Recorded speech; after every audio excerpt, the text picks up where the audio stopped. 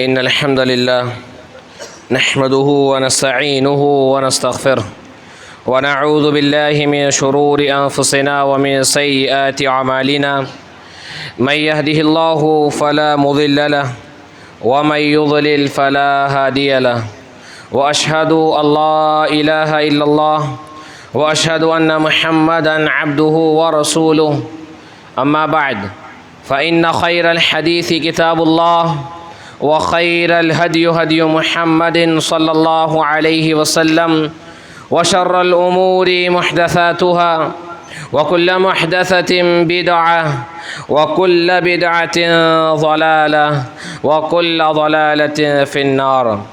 يا أيها الذين آمنوا اتقوا الله حق تقاته ولا تموتن إلا وأنتم مسلمون. يا أيها الناس اتقوا ربكم الذي خلقكم من نفس واحدة وخلق منها زوجها وبث منهما رجالا كثيرا ونساء واتقوا الله الذي تساءلون به والأرحام إن الله كان عليكم رقيبا. يا أيها الذين آمنوا اتقوا الله وقولوا قولا سديدا يصلح لكم أعمالكم ويغفر لكم ذنوبكم ومن يطع الله ورسوله فقد فاز فوزا عظيما. يقول الله تبارك وتعالى في كتابه العزيز: أعوذ بالله من الشيطان الرجيم بسم الله الرحمن الرحيم. ولا يزالون يقاتلونكم حتى يردوكم عن دينكم إن استطاعوا ومن يرتد منكم عن دينه فيمت وهو كافر فأولئك حبطت أعمالهم في الدنيا والآخرة وأولئك أصحاب النار هم فيها خالدون. وقال جل في علاه: ولا تنكحوا المشركات حتى يؤمنن ولأمة مؤمنة خير من مشركة ولو أعجبتكم ولا تنكحوا المشركين حتى يؤمنوا ولعبد مؤمن خير من مشرك ولو أعجبكم أولئك يدعون إلى النار والله يدعو إلى الجنة والمغفرة بإذنه ويبين آياته للناس لعلهم يتذكرون. اللہ تبارک و تعالیٰ سے دعا ہے: اللہم ارنا الحق حقا وارزقنا اتباعہ. اے اللہ، جو حق ہے تو اسے ہمیں حق دکھا اور اس کی اتباع کی ہمیں توفیق دے. اللہم آمین. اللہم ارنا الباطل باطلا وارزقنا اجتنابہ. اے اللہ، ہم دعا کرتے ہیں جو باطل ہے تو اسے ہمیں باطل دکھا اور اس سے اجتناب کی ہمیں توفیق عطا فرما. اللہم آمین. دوسرا پارہ سورۃ البقرہ. اللہ تبارک و تعالیٰ قرآن مجید میں بیان فرماتا ہے: ولا یزالون. موضوع چونکہ بہت مشکل نہیں ہے لہذا تمہیدی گفتگو یا بہت زیادہ پیچیدہ اصطلاحات میں نہ جاتے ہوئے جو موضوع سے متعلق اصل آیت ہے اسی سے بات کو شروع کرتے ہیں. اللہ تبارک و تعالیٰ دوسرا پارہ سورۃ البقرہ میں کہتا ہے: ولا یزالون یقاتلونکم عن دینکم ان استطاعوا ومن يرتد منكم عن دينه فيمت وهو كافر فأولئك حبطت أعمالهم في الدنيا والآخرة وأولئك أصحاب النار هم فيها خالدون. کہ کفار تم سے برابر قتال کرتے رہیں گے یہاں تک کہ اگر ان کی استطاعت اور ان کی طاقت ہو تو اس وقت تک تم سے قتال کرتے رہیں گے حتی یردوکم عن دینکم ان استطاعوا، یہاں تک کہ وہ تمہیں تمہارے دین سے پھیر دیں، تمہیں تمہارے دین سے واپس کفر کی طرف پلٹا دیں. ومن یرتد منکم عن دینہ فیمت وہو کافر. اور تم میں سے جو اپنے دین سے مرتد ہو جاتا ہے یا مرتد ہو جائے گا اور اسلام چھوڑنے کے بعد اس کی موت حالت کفر میں ہوتی ہے، اس حال میں وہ مرتا ہے کہ وہ کافر ہے. فاولئک حبطت اعمالہم فی الدنیا والآخرہ. تو یہ ایسے لوگ ہیں جن کے اعمال ضائع اور برباد ہو گئے. واولئک اصحاب النار هم فیہا خالدون. اور یہ لوگ جہنمی ہیں اور ہمیشہ ہمیش جہنم میں رہیں گے.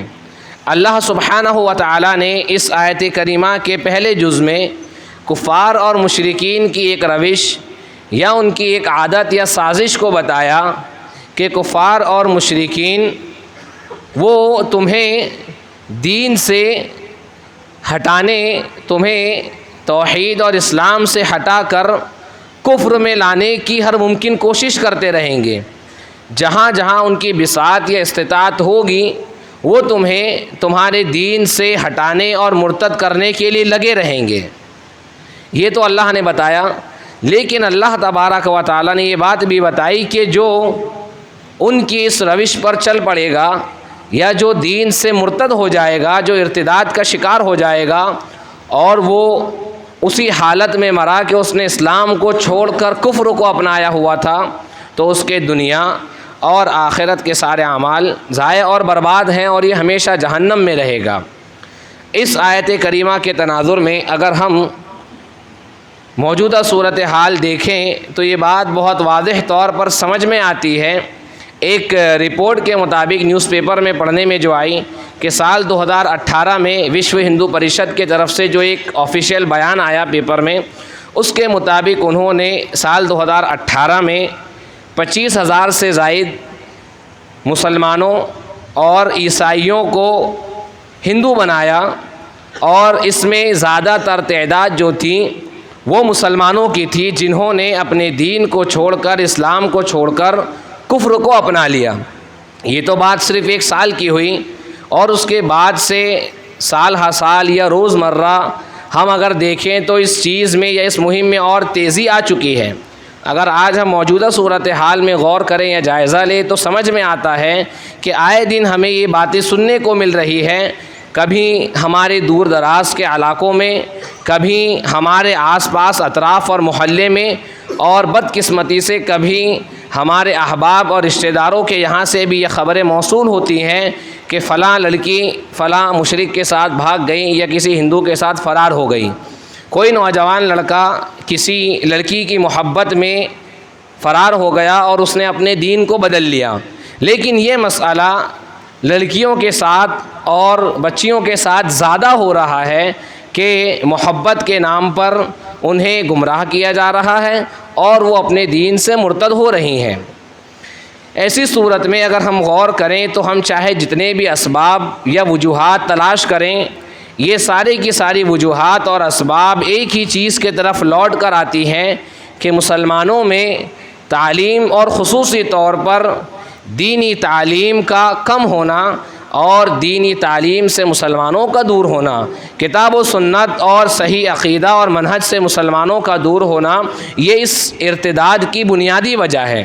اب ارتداد یہ ہے کیا تو آسان الفاظوں میں یا آسان اصطلاح میں ارتداد کو یوں سمجھ لیں، اسلام لانے کے بعد اسلام کو چھوڑ کر کفر کو اپنا لینا، یہ ارتداد ہے۔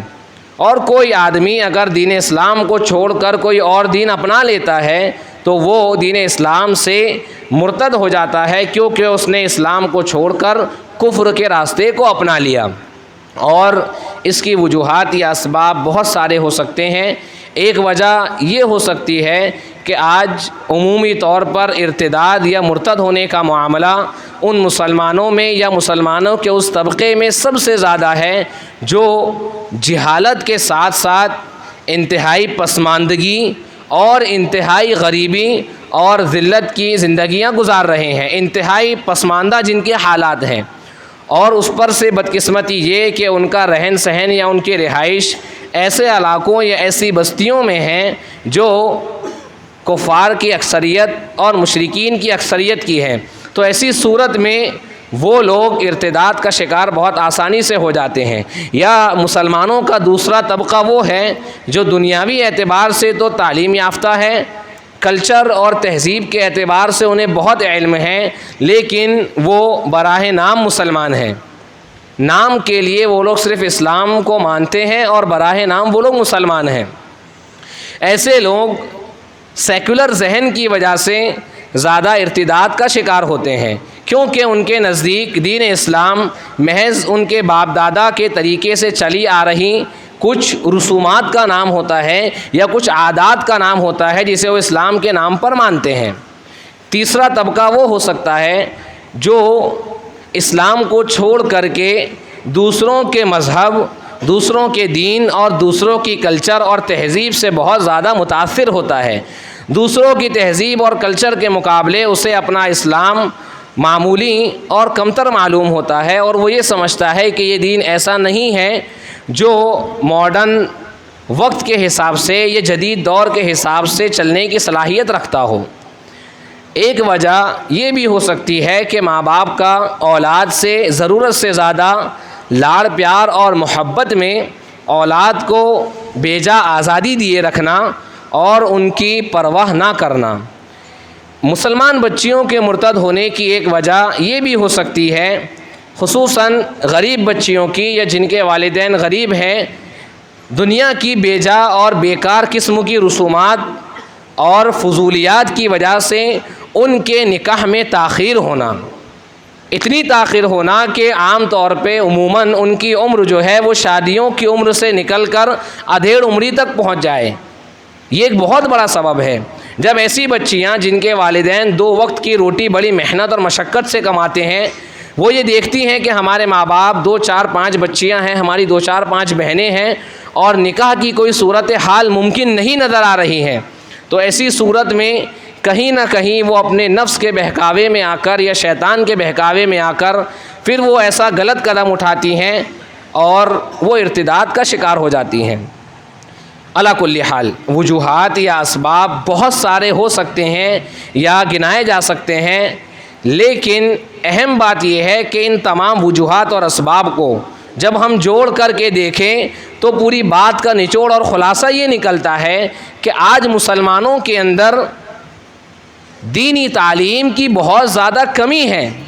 آج ہم بدقسمتی سے بڑے افسوس کے ساتھ عموماً مسلمانوں کا معاملہ یہ ہے اللہ ماشاء اللہ کہ ہم اپنی اولادوں کے حق میں اس چیز کو بڑے فخر سے بیان کرتے ہیں کہ میں نے میرے بچے کو اتنا پڑھا لکھا دیا، مجھے اب اس کے مستقبل کا فیوچر کا کوئی ٹینشن فکر نہیں ہے، میں نے اتنی پراپرٹی اتنی جائیداد بنا لی ہے کہ میرے بچوں کو آنے والے وقت میں کوئی پریشانی نہیں ہے، میں نے میرے بچے کی سرکاری نوکری لگا دی، اب مجھے اس کے مستقبل کی کوئی فکر نہیں ہے، یا میں نے میرے بچے کو کوئی اونچی پوسٹ یا عہدہ ایسا دلا دیا ہے جس سے مجھے اس کے مستقبل کی اب کوئی فکر یا پرواہ نہیں ہے کہ وہ مستقبل میں پریشان ہوگا۔ لیکن ہم غور کریں، کیا ہم یہ بات گوارا کر سکتے ہیں کہ ہمارے بچے کی غلطی ہونے کے باوجود بھی، ہمارا بچہ لاکھ غلط ہے، لیکن کیا ہم یہ گوارا کرتے ہیں کہ کوئی ہمارا پڑوسی یا کوئی ہمارے محلے کا آدمی یا کوئی انسان چاہے اس سے بڑا ہی کیوں نہ ہو، بطور تربیت اس کے منہ پر اس کی غلطی ہوتے ہوئے ایک تماچا مار دے؟ کوئی نہیں برداشت کرتا۔ کیا ہم یہ برداشت کرتے ہیں کہ ہماری اولاد بیمار رہے، پریشان رہے، وہ ایکسیڈنٹ ہو جائے، ان کے ہاتھ پیر ٹوٹ جائے، وہ معذور اپاہج ہو کر گھر میں بیٹھے رہیں؟ کوئی نہیں برداشت کرے گا، کوئی تمنا بھی نہیں کرتا۔ کیا ہم کبھی اپنی اولاد کے حق میں یہ دعا کرنے کا تصور کر سکتے ہیں کہ میری اولاد ہلاک و برباد ہو جائے، میری اولاد تباہ ہو جائے؟ کبھی نہیں کرتے، بلکہ انسان اپنے آپ سے زیادہ اپنی اولاد کی فکر کرتا ہے۔ تو پھر ایک مومن اور ایک صاحب ایمان یہ بات کیسے گوارا کر سکتا ہے کہ محض اس کی دنیا کی فکر اور اس کی دنیا کی طلب کی وجہ سے اور اپنے بچوں کی بہترین سے بہترین لاکھوں روپئے سالانہ خرچ کر کے تعلیم دنیاوی دینے کی وجہ سے، دینی تعلیم میں غفلت اور کوتاہی کی وجہ سے اس کے بچے جہنم کا شکار ہو جائیں، یا اس کی معصوم اولادیں اللہ تبارک و تعالیٰ کے غضب کا شکار ہو جائیں؟ یہ مومن ایک کیسے گوارا کر سکتا ہے؟ لیکن افسوس ہے، بہت افسوس کا مقام ہے اور لمحہ فکریہ ہے، غور کرنے کا مقام ہے۔ اصل ہمیں یہ غور کرنا چاہیے کہ ہم نے اپنی اولادوں کے لیے اور خود اپنے آپ کے لیے آخرت کی کتنی تیاری کر رکھی ہے۔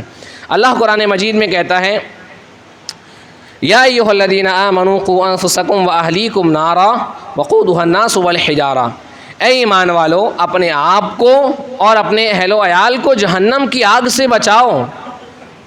اگر ہمارا بچہ ذرا سا بیمار ہو جائے تو آدمی دن رات پرواہ کیے بنا اپنے بچے کی شفا یابی کے لیے پوری دنیا ایک کر دیتا ہے، ساری اپنی محنت اور طاقت وہ صرف کر دیتا ہے، لیکن افسوس ہے کہ آج ہم ہمارے بچوں کی دینی تعلیم و تربیت کے لیے اپنی مصروفیات میں سے کچھ وقت نکال کر اپنے بچوں کو ایسی درسگاہوں میں نہیں پہنچا پا رہے ہیں جہاں ان کے دین سے، دنیا سے زیادہ ان کی دین اور آخرت کی تیاری ہوگی، ان کے دین اور آخرت کو تربیت دی جائے گی، ان کی آخرت کو سنوارا جائے گا۔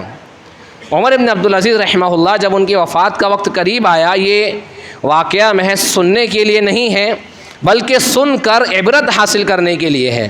لوگوں نے ان سے پوچھا کہ امیر المؤمنین، آپ نے اپنی اولاد کے لیے کیا کچھ چھوڑا ہے؟ عمر بن عبدالعزیز رحمہ اللہ نے کہا کہ میں ان کے لیے اللہ تبارک و تعالیٰ کا تقوی چھوڑ کر جا رہا ہوں۔ نہ کہ برابر انہوں نے کچھ مال چھوڑا، چند گنتی کے دینار یا درہم اپنی اولاد کے لیے چھوڑے، اور یہ کہا کہ مجھے اس بات کا افسوس اور دکھ ہوگا کہ میں اپنی اولاد کے لیے مال چھوڑ کر کے جاؤں اور وہ اگر برے ہوں اور نیک نہ ہوں تو وہ اللہ تبارک و تعالیٰ کی معصیت اور نافرمانی میں خرچ کریں، لیکن مجھے اس بات کا کوئی افسوس نہیں ہوگا کہ میں اپنے بچوں کے لیے اللہ تبارک و تعالیٰ کا تقوی چھوڑ کر کے جاؤں اور ان کو نیک اور صالح اولاد بنا کر جاؤں، کیونکہ اللہ تبارک و تعالیٰ کہتا ہے اللہ یتولی الصالحین، اللہ تبارک و تعالیٰ یہ نیک لوگوں کا نگہبان ہے، اللہ تبارک و تعالیٰ یہ نیک لوگوں کا کارساز اور کام بنانے والا ہے۔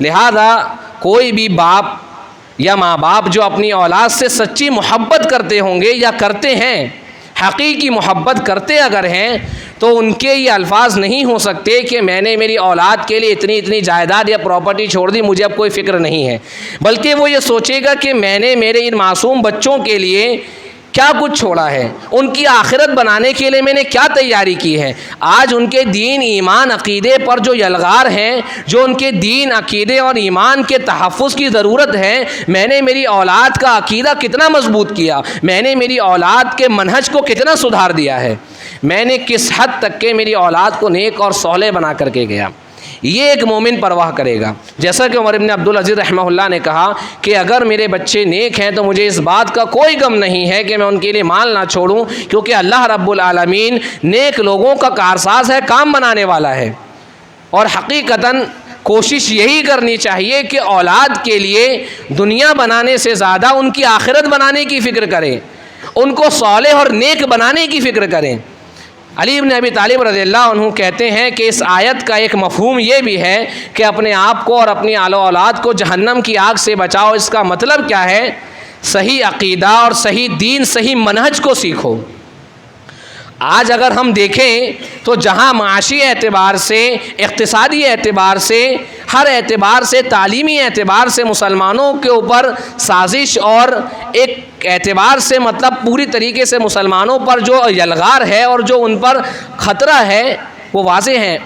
تعلیم کے میدان میں مسلمانوں کو پیچھے کیا جا رہا ہے، اقتصادی میدان میں، ہر میدان میں، لیکن اس سے کہیں زیادہ بڑھ کر کے ان کے دین، ایمان، عقیدے اور منہج کا مسئلہ ہے۔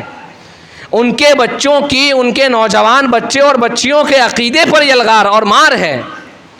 ارتداد کی وجہ یا دین اسلام کو چھوڑ کر کفر کو اپنانے کی وجہ چاہے جو کوئی بھی رہی ہو، ایک بات واضح ہونی چاہیے کہ وہ ناقابل قبول ہے۔ اور اس کی وجہ کیا ہے؟ آپ دیکھیں یہ چھوٹے چھوٹے معصوم بچے آج جن کی عمریں 5 سال، 6 سال، 8 سال ہیں، جن کو اپنے آپ کا شعور اور تمیز نہیں ہے، ان کی تربیت کس نہج پر کی جانی چاہیے؟ بڑا افسوس ہے یہ چیز ہوتی ہے کہ آج اگر کسی کا معصوم بچہ، چھوٹا سا بچہ، اگر وہ کسی گانے پر ناچنے لگ جائے یا اس کے قدم ہلنے تھرکنے لگ جائے تو بڑا افسوس ہوتا ہے کہ ایک مومن آس پڑوس والوں کو یا آنے والے رشتہ داروں کو کہہ کر بتاتا ہے، بلکہ موبائل پر وہ گانا لگا کر بتاتا ہے کہ بیٹا ناچ کے دکھا، نعوذ باللہ من ذالک۔ اگر وہ معصوم بچہ توتلی زبان میں کوئی فحش گالی دینا سیکھ جاتا ہے تو باپ بڑے فخر سے بتاتا ہے کہ دیکھ میرا بچہ کتنی اچھی گالی دیتا ہے۔ لمحہ فکریہ غور کرنے کا مقام ہے۔ ایک مومن اس سے کبھی مطمئن نہیں ہو سکتا، بلکہ ایک مومن اس بات پر خوش ہوگا کہ جب اس کا بچہ بولنا سیکھے تو سبحان اللہ کہنا سیکھے، اللہ اکبر کہنا سیکھے، الحمدللہ کہنا سیکھے۔ یہ ایک مومن کی سوچ اور فکر ہونی چاہیے۔ ایک یہ ہر اس باپ کی یا ان ماں باپ کی فکر ہونی چاہیے جو اپنی اولاد سے سچی محبت کرتے ہیں اور حقیقی محبت کرتے ہیں۔ آپ دیکھیں یہ چھوٹے چھوٹے بچے یہ ایسے کورے کاغذ کی طرح ہوتے ہیں کہ ان کے دماغوں پر جو چیز بچپن سے لکھ دی جائے وہ ان کی موت تک یا ان کی زندگی پر ان کو کام آتی ہے اور باقی رہتی ہے۔ ایک مثال عمرو بن سلمہ رضی اللہ عنہ کی دیکھیں، وعن عمرو بن سلمہ رضی اللہ عنہ قال كنت غلاما في حجر رسول الله صلى الله عليه وسلم وكانت يدي تتيش في الصحفة فقال لي رسول الله صلى الله عليه وسلم يا غلام سم الله وكل بيمينك وكل مما يليك فكان ذلك فما زالت طعمة بعد۔ رواہ البخاری فی کتاب اللباس، صحیح بخاری کتاب اللباس کی کتاب الاطعمہ کی یہ روایت ہے۔ عمرو بن سلمہ جو اللہ کے نبی علیہ الصلوۃ والسلام کی پرورش میں تھے، چھوٹے بچے تھے، آپ دیکھیں کہ اللہ کے نبی علیہ الصلوۃ والسلام نے کیا ان کی تربیت اور پرورش کا انداز اپنایا۔ کہتے ہیں کہ میں ایک چھوٹا بچہ تھا، اور بچوں کی عموماً جو عادت ہوتی ہے کہ جب کھانا کھاتے ہیں تو ان کا ہاتھ جو ہے پوری پلیٹ اور تھالی میں گھومتے رہتا ہے جگہ جگہ۔ عمرو بن سلمہ رضی اللہ عنہ کہتے ہیں کہ میرا ہاتھ تھالی کے اندر یا پلیٹ کے اندر پوری جگہ گھومتا رہتا تھا۔ تو اللہ کے نبی علیہ الصلوۃ والسلام نے کیا کہا، یا غلام، اے بچے سنو، سم اللہ، اللہ کا نام لے کر کھاؤ، وکل بیمینک، دائیں ہاتھ سے کھاؤ، وکل مما یلیک، اور جو کھانا تمہارے قریب ہے اس کھانے میں سے کھاؤ۔ آج جب ہم دیکھیں اور غور کریں تو ایک بچہ جس کی عمر 10 سال 12 سال ہو گئی ہے اس کو یہی تمیز نہیں ہے کہ کھانا الٹے ہاتھ سے کھانا ہے کہ سیدھے ہاتھ سے کھانا ہے۔ اور ماں باپ، اب والدین کی آپ تربیت اولاد کے تئیں دیکھیں کہ کتنی غفلت ہے کہ ایک بچہ 10 سال کا ہو گیا ہے، ماں باپ کے سامنے 3 وقت بیٹھ کر کھانا کھا رہا ہے، لیکن ماں باپ اس کو یہ تک نہیں سکھا پا رہے ہیں کہ بیٹا پانی سیدھے ہاتھ سے پینا ہے، کھانا سیدھے ہاتھ سے کھانا ہے۔ یہ حال ہے ہماری اولاد کی محبت اور تربیت کا دینی اعتبار سے۔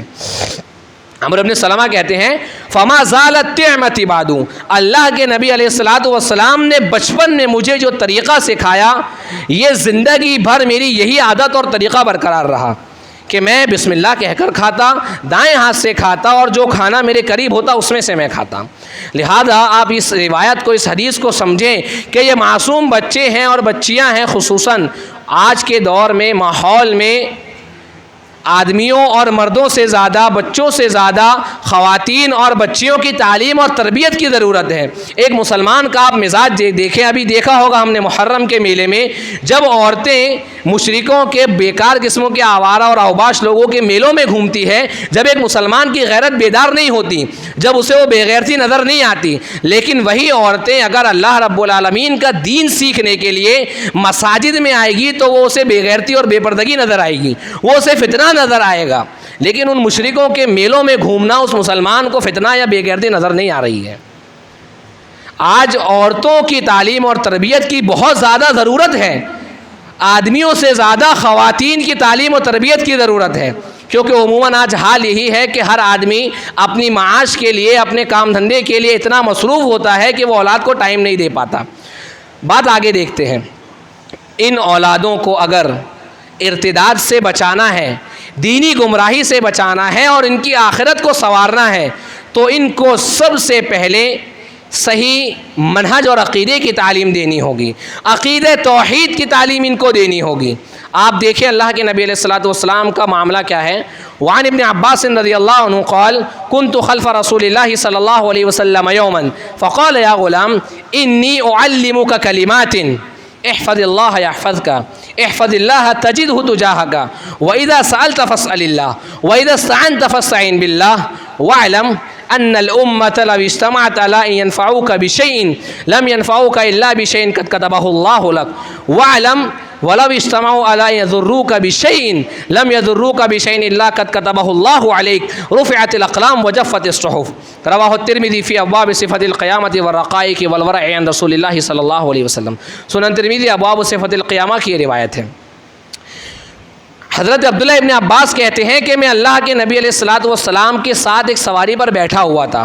اب ایک باپ اپنی ذمہ داری کو سمجھیں، ایک باپ کے ساتھ اگر اس کا بچہ بیٹھتا ہے، اس کے ساتھ اگر وہ کہیں وقت گزارتا ہے تو اس کی ذمہ داری کیا بنتی ہے، جو بھی وقت اس کو ملتا ہے یا ماں کو جو وقت ملتا ہے کیا کریں۔ اللہ کے نبی علیہ الصلوۃ والسلام کے ساتھ عبداللہ ابن عباس چھوٹے بچے ہیں، بیٹھے ہوئے ہیں سواری پر۔ اگر ہم ہمارے بچے کو مسجد سے گھر لے کر آ رہے ہیں، کہیں گھمانے لے کر آ رہے ہیں تو اس کو تعلیم کیا دیں؟ وہ سیکھیں اس روایت سے. کہتے ہیں اے بچے میں تمہیں کچھ کلمات سکھاتا ہوں. احفظ اللہ یحفظ کا. معصوم چھوٹے بچے ہیں عبداللہ ابن عباس, کیا سکھا رہے ہیں؟ اے بچے اللہ تبارک و تعالیٰ کو یاد رکھ, اللہ تجھے یاد رکھے گا. آج ہم کیا تعلیم دے رہے ہیں؟ آج ایک بچہ جس کو ہم سبزی بھاجی لانے پر, یا کسی کے باپ کو اگر بیڑی سگریٹ تمباکو کی عادت ہے, پان کھانے کی عادت ہے, اس بچے کو وہ چیز لانے کے لیے بول رہے اور بچہ نہیں جا رہا ہے تو باپ مار رہے, سختی کر رہے. لیکن وہی بچہ اگر نماز کے لیے نہیں آ رہا ہے تو باپ اس کو کچھ نہیں بول رہے. یہ ہمارا مزاج ہے عموماً, اللہ ماشاء اللہ کچھ لوگ ہیں جن کو اللہ تبارک و تعالیٰ نے توفیق دی ہوئے, جو اپنی اولاد سے حقیقی محبت کرتے ہیں, ایمانی محبت کرتے ہیں, دنیاوی نہیں. تو بچہ کیا اثر لے گا؟ آج ہم یہ سکھائیں گے بچے کو تو اللہ کے نبی علیہ الصلوۃ والسلام نے کہا ہے بچے اللہ کو یاد رکھو, اللہ تمہیں یاد رکھے گا. یہ اتنا عظیم جملہ ہے کہ ایک بچے کے ذہن میں بچپن سے ڈالا جائے, بیٹا زندگی کے کیسے بھی معاملات آئے اللہ تبارک و تعالیٰ کے دین کو نہیں چھوڑنا ہے. بیٹا تو کتنا بھی مصروف ہو جائے تجھے نماز کو نہیں چھوڑنا ہے. لیکن یہ کب ہوگا؟ جب باپ خود نمازی ہوگا, گھر میں خود نماز کا ماحول ہوگا. اگر ہمارے بچوں کی تربیت اور پرورش ایسے ماحول میں ہوگی جہاں باپ ماں سب لوگ مل کر کے معصوم چھوٹے چھوٹے بچوں کے سامنے ایسے سیریلز یا ٹی وی پر ایسی چیزیں دیکھیں گے جہاں ٹی وی میں بچوں کو یہ سکھایا جا رہا ہے کہ اپنے باپ سے ماں سے چھپ کر افیئر کیسے کیا جاتا ہے, اپنے عاشق کے ساتھ پلاننگ کر کے بھاگا کیسے جاتا ہے. اب ایک معصوم بچہ یا بچی دیکھے گا, جو چیز اس کے ذہن میں نقش ہوتی جائے گی تو وہ چیز وہ اسی پر عمل کرے گا. جب اسے ایسا کوئی موقع ملے گا اور جب وہ ایسی روش کو پائے گا تو لازمی طور پر وہ ایسا ہی کرے گا. لہذا ماحول کو بدلنے کی ضرورت ہے, اپنے آپ کو بدلنے کی ضرورت ہے, اپنی اولاد کے لیے قربانیاں دینے کی ضرورت ہے. دینی اعتبار سے اللہ تبارک و تعالیٰ کے لیے قربانیاں دینے کی ضرورت ہے. بہت عظیم یہ جملہ ہے اللہ کے نبی علیہ الصلوۃ والسلام کا کہ اللہ تبارک و تعالیٰ کو یاد رکھو. پھر کہا وَإِذَا سَأَلْتَ فَاسْأَلِ اللَّهَ. آج اگر دیکھیں کہ آج اگر کوئی انسان معاشی اعتبار سے پریشان ہے تو اللہ تبارک و تعالیٰ کو چھوڑ کر وہ دنیا والوں سے امید لگایا ہوا ہے کہ میں فلاں انسان کے پاس جاؤں گا, فلاں کی سفارش لگاؤں گا تو میرا یہ کام ہو جائے گا. ہو سکتا ہے کل کو اللہ نہ کرے, لا قدر اللہ, ہماری اولاد کو آگے جا کر اگر معاشی اعتبار سے کوئی پریشانی ہو, کوئی مسئلہ آئے تو وہ ایسی گمراہی کا شکار نہ ہو, وہ مایوس ہو کر نہ بیٹھے. اللہ کے نبی علیہ الصلوۃ والسلام نے کہا کہ بیٹا بچے یاد رکھو, جب مانگو تو اللہ سے مانگو, مدد طلب کرو تو اللہ سے مدد طلب کرو. آج ہم ہمارے بچوں کو اگر یہی سکھائیں گے بیٹا فلاں کو فلاں سے جا کے ملے تیرا یہ کام کرا دے گا, ٹھیک ہے دنیاوی اسباب وسائل لینا چاہیے, شریعت نے تعلیم دی ہے, لیکن اللہ رب العالمین کی ذات پر توکل سب سے پہلے ہے. پھر اللہ کے نبی علیہ الصلوۃ والسلام نے کہا اے بچے یاد رکھو, اگر ساری کائنات مل کر کے تمہیں نقصان نفع دینا چاہے تو اتنا ہی نفع دے گی جتنا اللہ نے تمہارے نصیب میں لکھ دیا ہے. آج نوجوانوں کا یا عموماً ہمارا حال یہ ہے کہ اگر ہمارا کوئی بھائی ہم سے کم محنت کر کے زیادہ مال کما رہا ہے اور ہم دن رات محنت کر کے اس سے کم کما رہے ہیں تو ہم آج مایوسی کا شکار ہیں کہ میں دن رات محنت کر رہا ہوں لیکن میں پھر بھی کیوں نہیں کما رہا ہوں. تو یہ اللہ کے نبی علیہ الصلوۃ والسلام کا ایسا جملہ, ایسی تعلیمات ہیں کہ زندگی کے برے سے برے حالات, بدترین سے بدترین حالات میں ہماری اولادیں, ہم کبھی مایوسی کا شکار نہیں ہو سکتے, کبھی ڈپریشن کا شکار نہیں ہو سکتے. اللہ کے نبی علیہ الصلوۃ والسلام نے کہا اگر ہمارے اولادوں کا ہمارا ایمان یہ ہونا چاہیے کہ اللہ نے اگر 12 گھنٹے محنت کر کے میرے نصیب میں 500 روپے لکھا ہے تو یہی میرا فائدہ ہے, اللہ نے یہی میرے مقدر میں لکھا ہے, یہ میری تقدیر ہے. کہا اے بچے یاد رکھو, اگر ساری کائنات مل کر کے تمہیں نقصان پہنچانا چاہے اتنا ہی نقصان پہنچائے گی جتنا اللہ نے تمہارے حق میں لکھ دیا ہے. کوئی مسئلہ نہیں ہے بیٹا, تیری جاب نہیں لگی, تو ایگزام میں فیل ہو گیا, کوئی مسئلہ نہیں ہے, مایوس نہیں ہونا, غلط قدم نہیں اٹھانا, سوسائڈ کمٹ نہیں کرنا. انسان مایوس ہو جاتا ہے, اللہ کی رحمت سے دور ہو جاتا ہے, لیکن جب ایک بچے کے ذہن میں بچپن سے یہ چلتا رہے گا کہ نفع نقصان جتنا مجھے ملنا ہے میری تقدیر کا حصہ ہے, میری اچھی اور بری تقدیر ہے, میں اس پر راضی رہوں, تو وہ بچہ غلط راہ پر, غلط روش پر نہیں جائے گا. عظیم تعلیمات ہے اللہ کے نبی علیہ الصلوۃ والسلام کی. لہذا بچوں کے دل میں اللہ تبارک و تعالیٰ کی عظمت بچپن سے ڈالنے کی ضرورت ہے. بچہ معصوم ہے, بولنا سیکھ رہا ہے, آپ چھوٹے چھوٹے کلمات اس کو سکھاؤ, اللہ اکبر سکھاؤ, الحمدللہ سکھاؤ, سبحان اللہ سکھاؤ, لا الہ الا اللہ سکھاؤ, استغفر اللہ سکھاؤ. یہ بچہ اگر بچپن سے بولتا رہے گا تو آگے جا کر آپ کو ہمیں اپنی اولادوں کے نافرمان ہونے کا رونا نہیں رونا پڑے گا. آج سوچیں ہر آدمی اپنی اولاد کی نافرمانی سے تقریباً پریشان ہے، ہر آدمی شکوہ شکایت کر رہا ہے۔ ایسے ہی ایک معاملہ عمر رضی اللہ عنہ کے ساتھ بھی پیش آیا۔ ایک باپ اپنے بچے کی شکایت لے کر آیا۔ ہم اس باپ کی جگہ اپنے آپ کو رکھیں، اس باپ کے کردار کی جگہ اپنے آپ کو ہم رکھیں اور اس بچے کی جگہ اپنی اولاد کو رکھ کر کے تصور کریں۔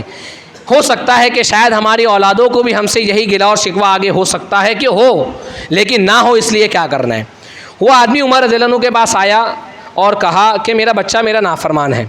عمر رضی اللہ عنہ اس بچے کو بلائے اور اس سے پوچھا، تو بچہ دیکھیے کیا کہتا ہے، کہتا ہے یا امیر المؤمنین الیس للوالد علی الولد حق، کیا عمر رضی اللہ عنہ امیر المؤمنین مجھے بتائیں ایک باپ کے اپنی اولاد کے تئیں کچھ حقوق نہیں ہے؟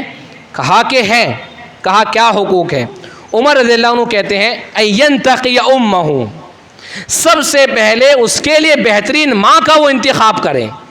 اہل علم نے یہ بات ذکر کی ہے، لکھا ہے کہ آپ اپنی آنے والی اولادوں کی تربیت آپ کے نکاح سے پہلے ہی کر سکتے ہیں۔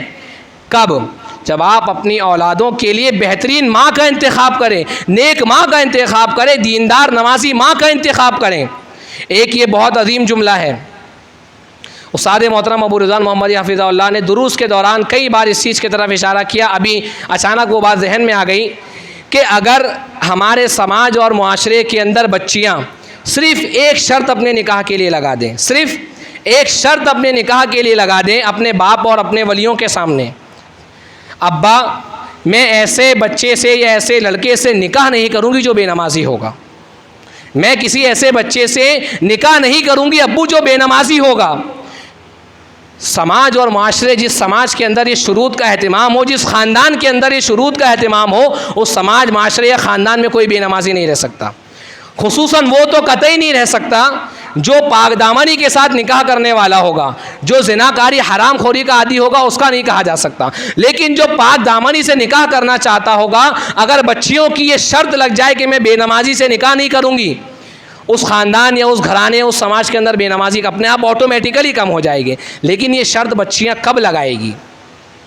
جب ان کی مائیں خود نمازی ہوگی، ان کی مائیں خود نمازی ہوگی، ان کے گھرانے میں نماز کا اہتمام ہوگا، تب بچیاں یہ شرط لگائیں گی۔ اسی لیے عمر رضی اللہ عنہ نے کہا کہ بہترین ماں کا انتخاب کرے۔ دوسرا حق یہ ہے کہ اس کا بہترین نام رکھے۔ آج ایک ٹرینڈ چل گیا ہے، مولانا ایسا نام بتاؤ جو یونیک ہو، جو میرے خاندان میں کسی کا نہ ہو، جو میرے محلے میں کسی کا نہ ہو۔ افسوس ہے، ایک تعلقات والا دوست ہے یہیں اپنے شہر کا رہنے والا، اس کے بچی کی ولادت ہوئی، اس سے بات چیت ہوئی تو میں نے اس سے پوچھا بیٹی کا نام کیا رکھے ہو؟ اس نے کہا میں نے بیٹی کا نام سکر رکھا ہوں، سین قاف اور را۔ میں نے پوچھا سکر کیوں رکھے ہو؟ تو کہا کہ اس نے سکر کا میننگ واللہ عالم کیا بتایا، میرے ذہن سے نکل گیا، لیکن اس نے کچھ اچھا ہی میننگ بتایا۔ میں نے کہا کہاں سے ڈھونڈے؟ بولے گوگل سے سرچ کیا ہوں، جبکہ سکر آپ قرآن مجید پڑھے جہنم کی صفت ہے۔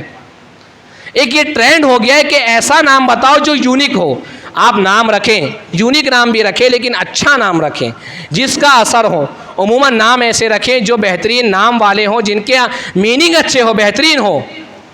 آپ بچوں کے نام رکھیں، محمد رکھیں، اللہ کے محمد جس بچے کا نام ہے اسے اللہ کے نبی علیہ الصلوۃ والسلام کی سیرت بتائیں۔ جس بچے کا نام ابراہیم رکھا گیا اسے ابراہیم علیہ الصلوۃ والسلام کے بارے میں بتائیں، ان کا عقیدہ، ان کا منہج، ان کی دین کے لیے قربانیاں بتائیں۔ جس بچے کا نام حمزہ ہے اسے بتائیں کہ بیٹا تیرا نام حمزہ ہے، تیرا نام میں نے اس صحابی کے نام پر رکھا ہوں۔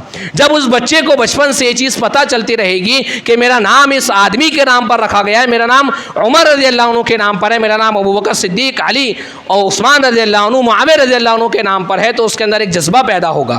اس کو بتائیں کہ بیٹا دیکھ میں نے تیرا نام عمر اس لیے رکھا ہوں، تجھے ایسا ہی بننا ہے، تجھے ان کے کردار کو فالو کرنا ہے۔ یہ دوسرا حق انہوں نے بتایا۔ تیسری بات بتائی یعلمہ الکتاب، اسے قرآن مجید سکھائے۔ اب جب تینوں چیزیں عمر رضی اللہ عنہ نے گنا دی، اس کے بعد بچے کا جواب سنیے۔ بچہ کیا کہتا ہے؟ یا امیر المؤمنین ولم یفعل ذلک شیئا، میرے باپ نے ان تینوں چیزوں میں سے کسی ایک چیز کا بھی اہتمام نہیں کیا، نہ اس نے میرے لیے بہترین ماں کا انتخاب کیا، نہ اس نے میرا اچھا نام رکھا، بلکہ اس نے میرا ایک یونیک نام رکھا ہے، جعل یعنی گوبر کا کیڑا۔ میرے باپ نے میرا یہ نام رکھ دیا ہے۔ اس کے بعد کہا کہ اس نے مجھے اللہ کی کتاب میں سے ایک حرف بھی نہیں سکھایا۔ اللہ اکبر۔ آج ہم سوچے فکر کریں، سب کو معلوم ہے کہ الگ الگ مقامات پر یا الگ الگ اوقات میں دینی تعلیم کا اہتمام ہو رہا ہے، قرآن کا اہتمام یا بچوں کی دینی تعلیم و تربیت کا اہتمام، تو ہم اپنے وقت میں سے کتنا اپنے بچوں کے لیے صرف کر رہے ہیں کہ ہم کم از کم تھوڑا سا ٹائم نکال کر کے اپنے بچے کو ایسی درسگاہ میں پہنچا دے، نہیں باہر تو کم از کم شہر میں پہنچا دے جہاں اس کی اچھی دینی تعلیم و تربیت ہو رہی ہے۔ آج سوچیں، اگر ہمارے بچے اور بچیوں، آج ایک بڑا مسئلہ یہ ہے کہ جو اہل توحید ہے ان کے یہاں بھی عموماً معاملہ یہ ہے کہ وہ قرآن مجید کو صرف رمضان کی حد تک کے محدود کیے ہوئے ہیں۔ یہ حال تو پوری امت کا ہے، تمام مسلمانوں کا ہے۔ کچھ لوگوں نے صرف رمضان کی حد تک کے محدود کر لیا، کچھ لوگوں نے صرف جمعہ سورہ کہف پڑھنے کے لیے محدود کر لیا، کچھ لوگوں نے قرآن مجید کو صرف برکت حاصل کرنے کے لیے، خیر و برکت کے لیے، قرآن خوانی کے لیے، مردوں کو بخشوانے کے لیے محدود کر لیا۔ جبکہ آپ سوچیں، اگر ہمارے بچوں کو قرآن مجید کی یہ آیات سمجھائی جائیں، سکھائی جائیں، ہماری مساجد میں بے بنیاد اور بے سند اور غیر مستند کتابوں کو چھوڑ کر اگر کتاب اللہ کے دروس کا اہتمام ہو، آج ہماری بچوں کے سامنے یہ بات بتائی جائے کہ تمہارا جو قرآن مجید ہے بیٹا، یہ صرف قرآن مجید پڑھنے والی کتاب یا برکت والی کتاب نہیں ہے، بلکہ اللہ کہتا ہے یہدی بہ من یشاء، یہ اللہ تبارک و تعالیٰ کی ہدایت ہے، یہ تمہاری زندگی کا مکمل دستور ہے، ضابطہ ہے، اس کو چھوڑ کر کے تم کہیں اور اپنی عزت کو تلاش نہ کرنا۔ آج اگر ہماری بچیوں کو قرآن مجید کی آیات بتائی جائے وَلَا تَنْكِحُوا الْمُشْرِكَاتِ حَتَّى يُؤْمِنَّ، مشرکہ عورتوں سے نکاح مت کرو یہاں تک کہ وہ ایمان لے آئے، ایک مسلمان غلام سے نکاح کر لو، وہ تمہارے لیے بہتر ہے۔ اگر بچیوں کو بتایا جائے وَلَا تُنْكِحُوا الْمُشْرِكِينَ حَتَّى يُؤْمِنُوا، کسی مشرک سے نکاح نہ کرنا جب تک وہ ایمان والا نہ ہو جائے، اولئک یدعون الی النار، آج ہماری بچیوں کو اگر یہ تعلیم دی جائے، ان کو قرآن مجید کی یہ آیات بتائی جائے کہ بیٹا جس مشرک کے ساتھ تو بھاگ جائے گی وہ کیا ہے، تجھے جہنم کی طرف بلا رہا ہے، تجھے ایسے کام کروائے گا جو تجھے جہنم میں لے کے جائیں گے، واللہ یدعو الی الجنۃ والمغفرۃ باذنہ، اللہ تمہیں مغفرت اور جنت کی طرف بلاتا ہے۔ آج ہمارے بچے اور بچیاں جو دین اسلام کو چھوڑ کر کے دوسری جگہ عزت تلاش کرتے ہیں، اگر ان کو عمر رضی اللہ عنہ کو یہ تاریخی جملہ بتایا جائے کہ نحن قوم اعزنا اللہ بالاسلام، ہم وہ قوم ہے جسے اللہ نے اسلام کے ذریعے سے عزت بخشا ہے، ولو ابتغینا العزۃ فی غیرہ اذلنا اللہ، اگر ہم اسلام کو چھوڑ کر کے دوسری اور چیزوں میں عزت تلاش کریں گے اللہ ہمیں ذلیل کر دے گا۔ آج اگر ہمارے وہ بچے جو ماڈرن کلچر یا مغربی تہذیب سے متاثر ہیں، آج ہماری بچیاں حجاب کرنے کو دقیانوسی خیالات تصور کرتی ہیں، ایک بوجھ اور برڈن محسوس کرتی ہیں اپنے اوپر، آج ہمارا بچہ داڑھی رکھنے کو، ٹخنے کے اوپر کپڑا رکھنے کو ایک بہت ہی کمتر حقیر چیز سمجھتا ہے۔ یہ کیوں ہے؟ کیونکہ اسے دین اسلام کی حقانیت کا علم نہیں ہے، اسے دین اسلام کی عظمت معلوم نہیں ہے۔ آج اگر ہمارے معصوم بچے اور بچیوں کو بچپن سے بتایا جائے کہ تمہارا دین بیٹا کوئی باپ دادا کی روایت نہیں ہے، تیرا یہ حجاب اللہ کی طرف سے تیرے اوپر کوئی بوجھ نہیں ہے، کوئی زبردستی نہیں ہے، بلکہ کیا ہے، اللہ نے جو کہا وَرَضِيتُ لَكُمُ الْإِسْلَامَ دِينًا، یہ دین ایسا ہے بیٹا جو تیرے رب نے تیرے لیے پسند کیا ہے، یہ دین ایسا ہے، اس دین کو چھوڑ کر کے اگر تو کوئی دین اور اختیار کر لے گی، اللہ کہتا ہے وَمَن يَبْتَغِ غَيْرَ الْإِسْلَامِ دِينًا فَلَن يُقْبَلَ مِنْهُ وَهُوَ فِي الْآخِرَةِ مِنَ الْخَاسِرِينَ۔ قرآن مجید کی ایک ایک آیت بتائی جائے کہ جو دین اسلام کو چھوڑ کر کوئی اور دین اختیار کر لے گا، اللہ اس سے وہ دین ہرگز قبول نہیں کرے گا اور وہ آخرت میں نقصان اٹھائے گا۔ جب یہ تعلیمات دین اسلام کی عظمت، حقانیت بتائی جائے گی، تو اگر ہماری ایک بچی ہزاروں بے پردہ اور بے حیا عورتوں اور بچیوں کی بھیڑ میں بھی اگر کھڑی ہوگی، ان کے درمیان اگر وہ تعلیم حاصل بھی کر رہی ہوگی، تو وہ مکمل حجاب پر اللہ تبارک و تعالیٰ کا شکر ادا کرے گی کہ اللہ نے اسے میری عصمت اور عزت کی حفاظت کا ذریعہ بنایا ہے، نہ کہ اسے بوجھ اور برڈن مانے گی۔ ہمارا ایک بچہ اگر انتہائی بددل لوگوں کے ساتھ اگر اس کی تعلیم ہوگی، اگر وہ بیکار قسم کے لوگوں کے ساتھ اگر وہ تعلیم بھی حاصل کر رہا ہوگا، تو اپنی داڑھی اور اپنے لباس کے ذریعے وہ نمایاں نظر آئے گا۔ آج حال یہ ہے کہ ایک مسلمان اور کافر کے بچے میں تمیز کرنا مشکل ہو گیا ہے۔ ایک کافر کے ہاتھ میں بھی، گلے میں بھی دھاگے، اترنگی کلر کی چینیں پڑی ہوئی ہیں، بیکار گندے قسم کے بال اس نے ڈائی کرائے ہوئے ہیں، پینٹ اس کی ہائٹ سے زیادہ لمبی ہے، جو چھپنا چاہیے پیچھے کا حصہ شرمگاہ کھلی ہوئی ہے، اتنی نیچے ہے۔ ایک مسلمان کا بچہ بھی وہی کر رہا ہے۔ آج ایک مسلمان اور کافر کے بچے کو چہرہ دیکھ کر کے پہچاننا مشکل ہو گیا ہے، اور باپ بڑا فخر کر رہا ہے کہ میں نے میرے بچے کو بہت اعلیٰ بنا دیا ہوں، اتنی میں پاکٹ منی سیلری میرے بچے کو دیتا ہوں، اتنی تعلیم میں نے میرے بچے کو دے دی ہے۔ افسوس کا مقام ہے، بچوں کو دین اسلام کی حقانیت، ان کی دین اسلام کی عظمت ان کو بتائی جائے کہ دین اسلام